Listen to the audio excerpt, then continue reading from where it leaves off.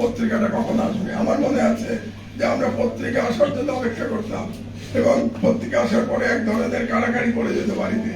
আমার মা বাবা বা অন্য আত্মীয় স্বজনদের মধ্যে আমি স্পোর্টস খেলার কথা দেখতে চাইতাম, অন্যেরা অন্য কথা দেখতে চাইতো। এই যে একটা প্রতিযোগিতা সকালবেলা খবরের কাগজ দিয়ে, আমি চাই এটা আবার ফিরে আসুক এবং এটা ফিরে আসার জন্য আমার দেশ তার ভূমিকা পালন করবে। আপনাদেরকে অসংখ্য ধন্যবাদ। আমার দেশ সর্বদা স্বাধীনতার কথা বলে। প্রথম কথা হচ্ছে যে আমরা কোনো সময় পুরনো ইতিহাস যদি আমাদের দেখেন, আমরা কোন রাজনৈতিক দলকে কিন্তু সেই অর্থে সমর্থন করি নাই আপনি যেভাবে বলতে চাচ্ছেন। আমরা ফ্যাসিবাদের বিরুদ্ধে ছিলাম, আমরা অগণতান্ত্রিক সরকারের বিরুদ্ধে ছিলাম এবং সেটার সুবিধা গেছে তৎকালীন বিরোধী দলের পক্ষে। এবং যেহেতু এটার সুবিধা তৎকালীন বিরোধী দল পেয়েছে, কাজেই অনেকের ধারণা হয়েছে যে আমরা তৎকালীন বিরোধী দলগুলির সমর্থন করছি।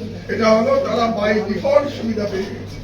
কিন্তু আপনি যদি আমার পত্রিকার কভারেজ খেয়াল করেন, ওই সময় যারা এগুলো নিয়ে রিসার্চ করেন তারা দেখবেন কোন দলকে আমরা কোনো অ্যাডিশনাল কভারেজ দিই নাই।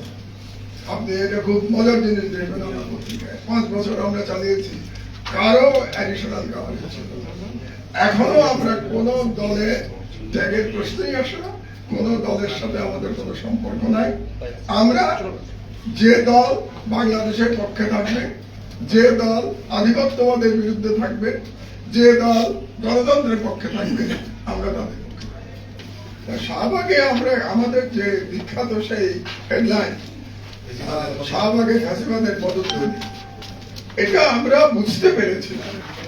হয়তো বা এইটুকুই পার্থক্য বাংলাদেশের অন্য পত্রিকার সঙ্গে। আপনাদের মনে আছে সকল পত্রিকা, সকল আমি যেটা বলি শাহবাগের জ্বরে আক্রান্ত সকল পত্রিকা, সেই অবস্থায় শুধু আমার দেশ তার বিপরীতে দাঁড়িয়ে বলেছিল যে শাহবাগে ফ্যাসিবাদের পদতলি। কারণ আমরা যে ফ্যাসিস্ট হাসিনা এবং ফ্যাসিস্ট আওয়ামী লীগের চরিত্রটা আমার দেশ ধরতে পেরেছিল এবং শাহবাগ যে বেসিক্যালি ফ্যাসিস্ট হাসিনা এবং পার্শ্ববর্তী একটা দেশের ষড়যন্ত্রের একটা কেন্দ্র ছিল, এটা আমার দেশ ধরতে পেরেছিল, সেটা অন্যরা ধরতে পারে নাই।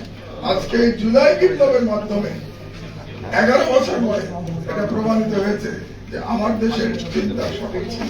আজকের ইয়াং জেনারেশন এটা প্রমাণ করে দিয়েছে যে তারা আমার দেশের এই চিন্তাটাকে ধারণ করে। আমি তাদেরকে মোবারকবাদ জানাই।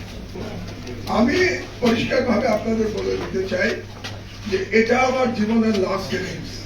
যারা ক্রিকেট খেলেন তারা বুঝতে পারবেন, এটা আমার জীবনের লাস্ট ইনিংস। এই ইনিংস শুধুমাত্র মিডিয়ার প্রতি উৎসর্গিত।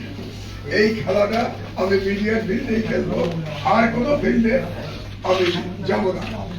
ইচ্ছা কখনো ছিল না। এই মিডিয়ার ফিল্ডে থেকে আমি জনগণের জন্য কাজ করতে চাই।